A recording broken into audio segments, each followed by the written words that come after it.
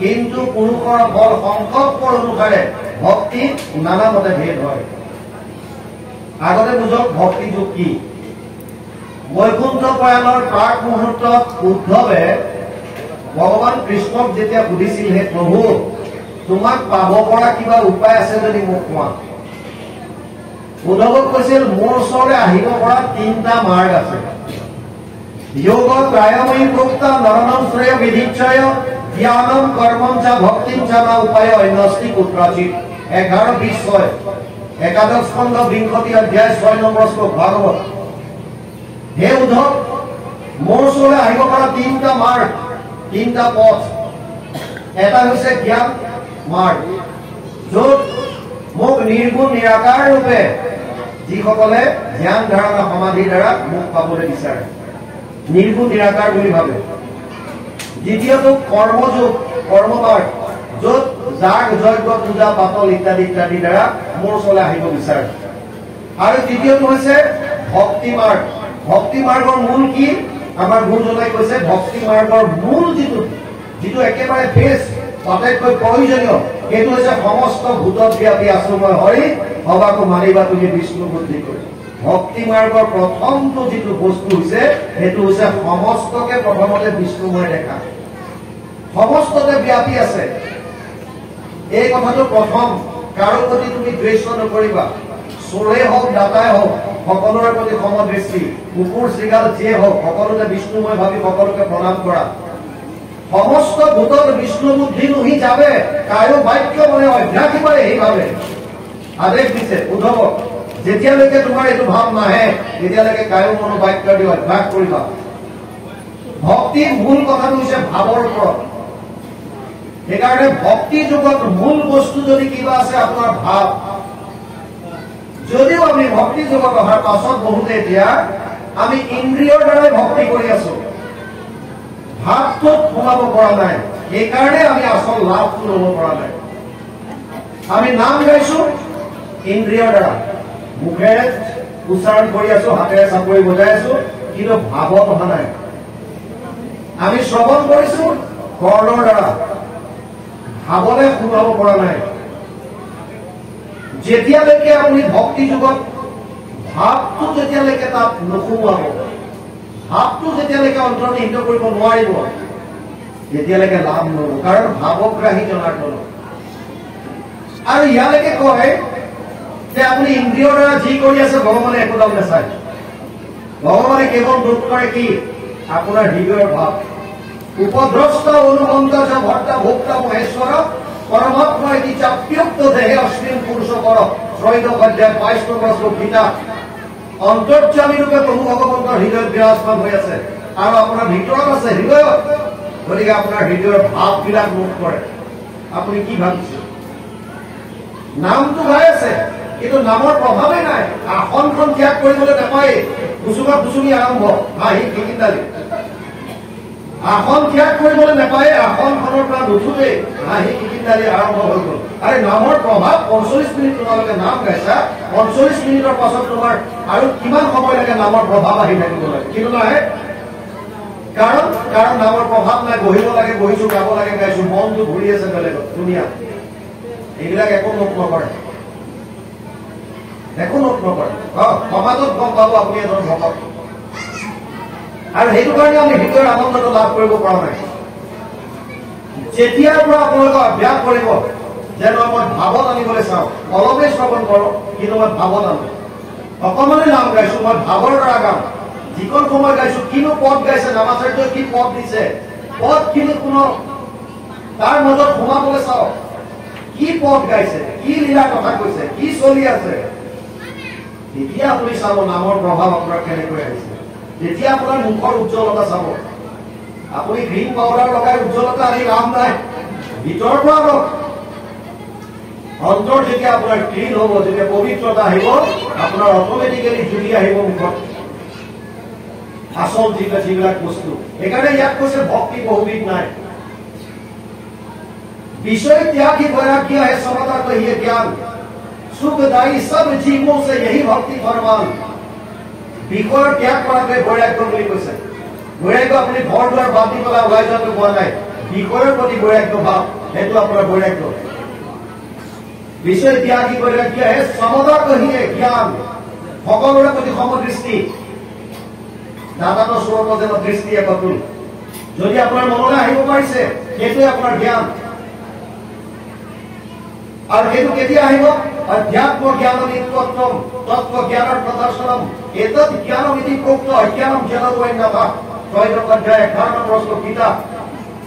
অৰ্জুনে কৈছে, হে অৰ্জুন, জ্ঞান কাক কয় শুন? আধ্যাত্মিক নিজৰ আত্মাৰ অধ্যয়ন কৰে, সেইটোহে আচল জ্ঞান। বাকী যিমান ডিগ্ৰী লৈছে চব অজ্ঞান হলে কোনো কাম নাই। বিভিন্ন ধৰণৰ ডিগ্ৰী, এইবিলাক সাংসাৰিক ব্যৱসায়িক চব চলিব। আচল তত্ত্ব হৈছে আপুনি আত্মাটো নিজৰ অনুভৱ কৰিব পাৰিছে নে নাই?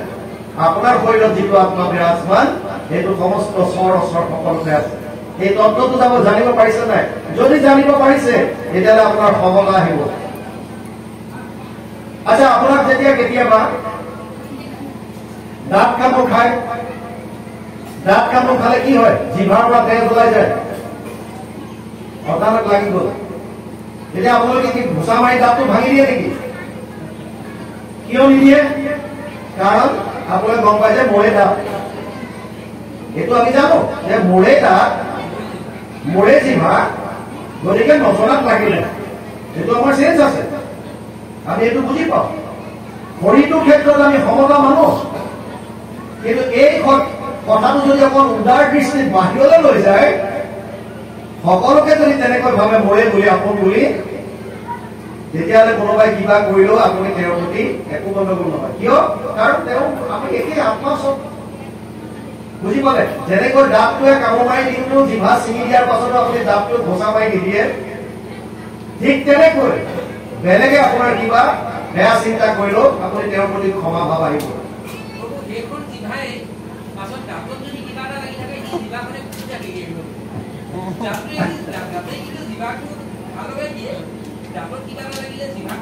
সেইটোৱে কথা। চাওক, এটা ঘটনা মই কৈছো, চাওক, আপোনাৰ ঘৰৰ ওচৰত এটা খালত পানী আছে, পুখুৰী এটা, আপুনি পুখুৰীৰ পানী খাব নোৱাৰে। কিন্তু পুখুৰী পানী খাব নোৱাৰিলেও কেতিয়াবা ঘৰত জুই লাগিলে নুমুৱাবৰ কাৰণে কামত আহিব।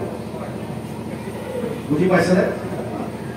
পুখুৰী পানী আপুনি খাব নোৱাৰে, কিন্তু যদি কাৰোবাৰ বৃহৎ জুই লাগি যায়, আপোনাৰ সেই পানীয়ে কামত আহিব, হয় নহয়? গতিকে চবকে সমান দৃষ্টিৰে যদি আপুনি চায়, এনেকুৱা কোনো নাই যে যাৰ আপোনাৰ জীৱনত কাৰো অৱদান নাই। প্ৰত্যেককে চাওক, পৃথিৱীত এনেকুৱা কোনো গছ গছনি নাই যিবিলাক গছ গছনি কোনো ঔষধিক কামত নাহে।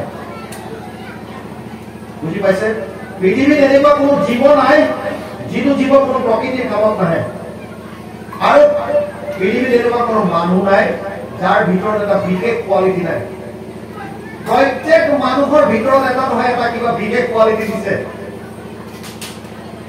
আমাৰ এটা ঘটনা বেয়া যে আমি সেই কোৱালিটিটো বুজিবলৈ চেষ্টা নকৰোঁ, আৰু আমি ভেড় জালত চলো। ভেড়া যেনেকৈ যায়, এটা ভেড়াই যদি পানীত জাপ মাৰি দিয়ে, বাকী মুখাই জাপ মাৰি দিব। বুজি পাইছেনে? মাছ, ঘৰিয়াল, গাধ, ঘোঁৰা, হাতী চবকে যদি খেজুৰ গছত উঠাবলৈ যদি কোবাই থাকে, সিহঁত উঠিব নোৱাৰে। বান্দৰটো যেতিয়া গছত উঠিব, কিন্তু বান্দৰটোক যদি পানীত গৈ পেলাই মাজত পেলাই দিলে তাৰ দিগদাৰ লাগিব, মাছটোৱে তাত যাব। প্ৰত্যেকৰে নিজস্ব নিজস্ব ফিল্ডত সেইটো স্বভাৱজাত এটা কৰ্ম লৈ আহিছে। মাক বাপেকে সদায় ল'ৰা ছোৱালীৰ মাজত সেই বস্তুটো চাব লাগে, কি কোৱালিটি আছে, আৰু সেইটো গুস্তাৱ কৰিব লাগে। তাত সহজ উপায়টো যদি আপোনালোকে কৈছে কেনেকে গম পাম এতিয়া মোৰ ছোৱালীজনী তেনেকুৱা কি গুণ আছে, একে ইজি উপায় দিছো শুনক।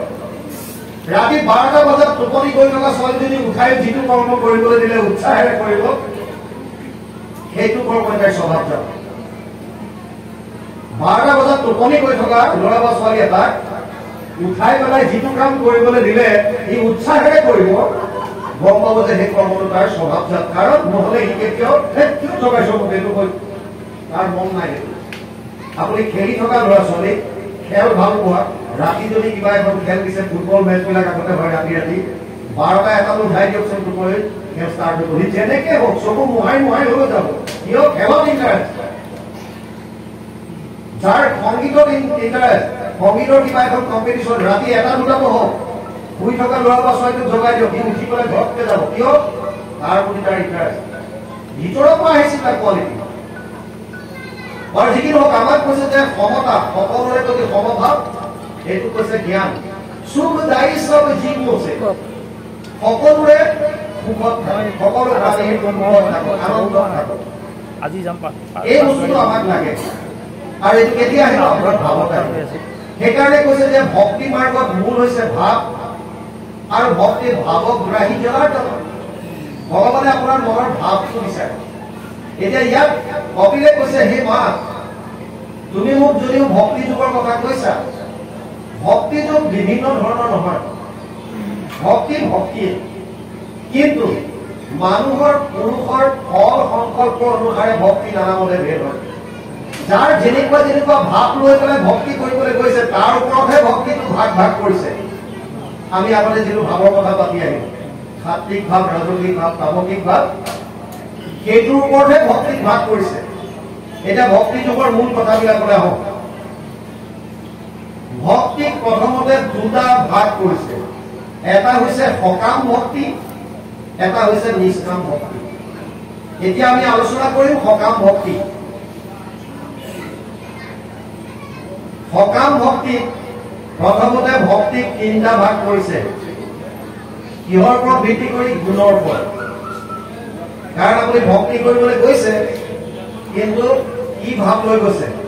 সাত্বিক ভাৱ লৈ গৈছে নে ৰাজসিক নে তামসিক? বুজি পালে?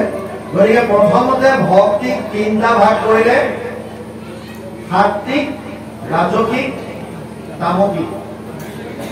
এতিয়া এই 3টাৰ আগত 3টা স্তৰ আছে। স্তৰ এটা একেবাৰে কনিষ্ঠতম, এটা মধ্য, এটা উত্তম।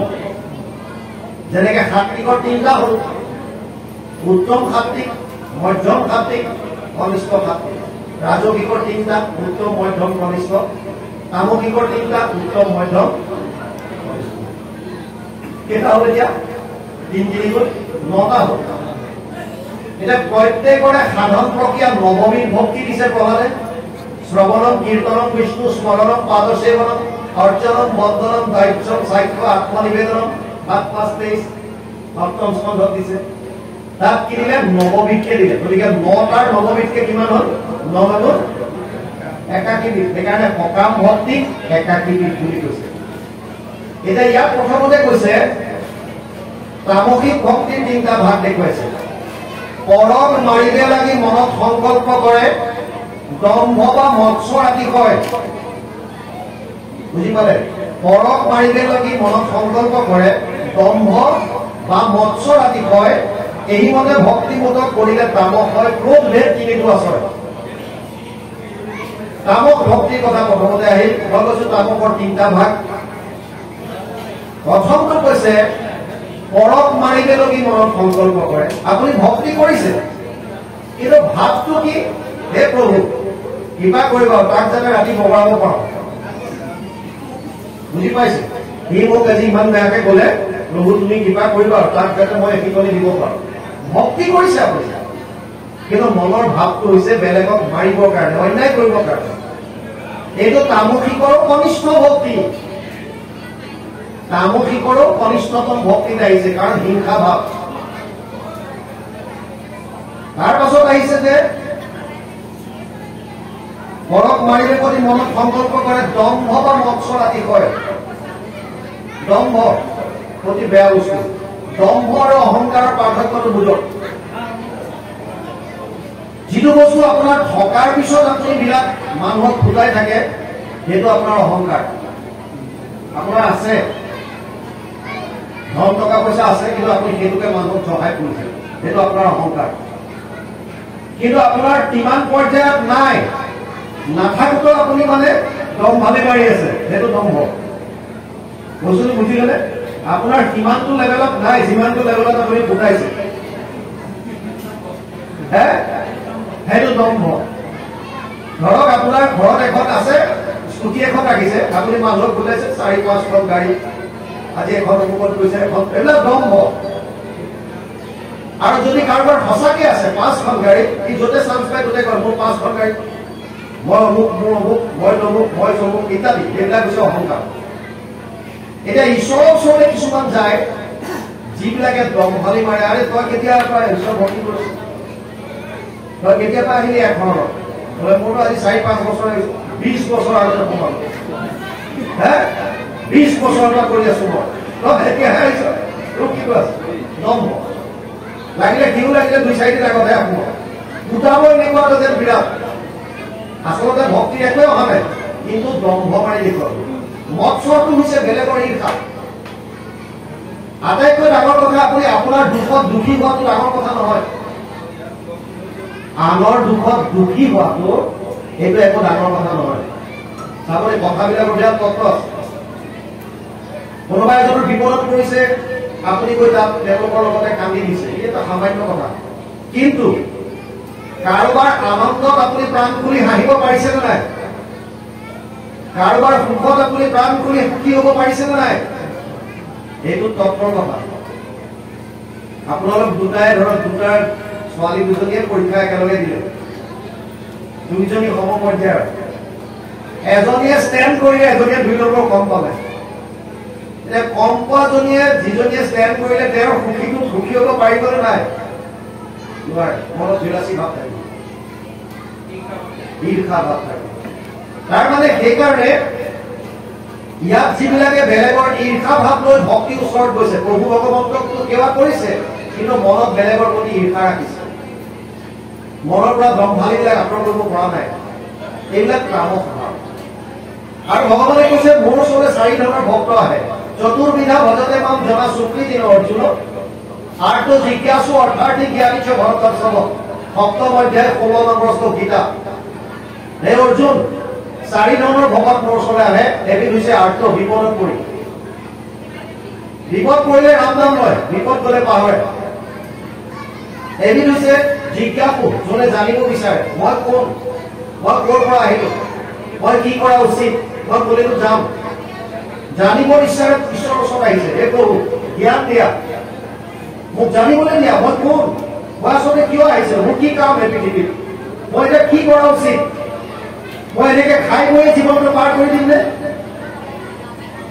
এতিয়াও তেনেকে বহুত আছে খাই বৈ জীৱনটো পাৰ কৰি দিছে আৰু যদি আমি কেৱল খাই বৈ যদি জীৱনটো পাৰ কৰি দিছো শাস্ত্ৰত কৈছে আহাৰ নিদ্ৰা ভয় মৈথুনম চ সমানে মিতত পশুধীন মৰণম মানুহ আৰু পশুৰ মাজত একো পাৰ্থক্য নাথাকিব যদি কেৱল খাই বৈ লৈ আমি জীৱনটো নিৰ্বাহ কৰিছো আহাৰ ভোজন নিদ্ৰা মানে খোৱা ভয় মানে মৃত্যুৰ ভয় মৈথুন মানে সংসাৰ বৃদ্ধি 4টা কাম যদি কেৱল কৰি আমি জীয়াই আছো তেতিয়াহ'লে আমি পশু তুল্য মানুহক মানুহ হিচাপে শ্ৰেষ্ঠ কৰিবৰ কাৰণে ধৰ্ম হিতেশা অধিক বিশেষ ধৰ্মে নাহিনা পশুভীৰ সমান কেৱল ধৰ্মই মানুহক শ্ৰেষ্ঠ কৰি ৰাখিছে যদি আমি ধৰ্মটোৱে নকৰো তেতিয়াহ'লে আমি পশু তুল্য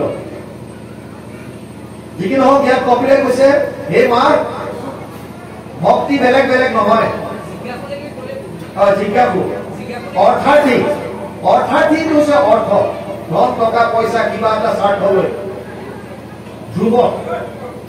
ধ্ৰুৱই শিক্ষাখনৰ অৰ্থে কৈছিল অৰ্থাৰ্থী আৰু এবিধ হৈছে জ্ঞানী যোনে জানে নাৰদ সনকাদি যিসকল মহাপুৰুষে গম পালে মোৰ জীৱনৰ লক্ষ্য কি মই কি কৰা উচিত মানুহৰ জীৱন পাইছো তেতিয়া মোৰ প্ৰধান আৰু মুখ্য কথা এটাই হ'ব লাগে যাতে মই এই জীৱনত একত শৰণ লৈ ভগৱান কৃষ্ণৰ চৰণত আশ্ৰিত হৈ মই মায়াৰ পৰা যাতে নিবৃত্তি হৈ পৰম ধামলৈ গতি কৰিব পাৰো পৰম আনন্দ যাতে মোৰ হৃদয়ত মই উপলব্ধি কৰিব পাৰো আমাৰ জীৱনৰ মূল লক্ষ্য এইটোৱে ইয়াৰ হকে আমি কি কৰিম সেইখিনি কথাকে গীতা ভাগৱতত আছে গতিকে সেইখিনি কাৰণে শ্ৰৱণ গতিকে এই 4 ধৰণৰ ভকত আহে আৰ্ট জিজ্ঞাসু অৰ্থাৰ্থী আৰু জ্ঞানী এই 4 ধৰণৰ ভকত আহে সপ্তম অধ্যায় 16 নম্বৰ শ্লোক এতিয়া ইয়াত কৈছে এই ভাৱৰ ওপৰত ডিপেণ্ড কৰি যদি হিংসা ভাৱ লৈ পেলাই আহিছে বা যদি দম্ভালি মাৰি পেলাই নহলে যদি কাৰোবাৰ প্ৰতি ঈৰ্ষা ভাৱ লয় তেতিয়া এই আটাইকেইটা বস্তু কৈছে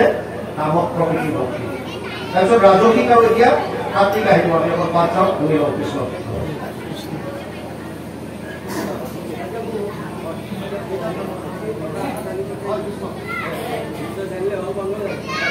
আছে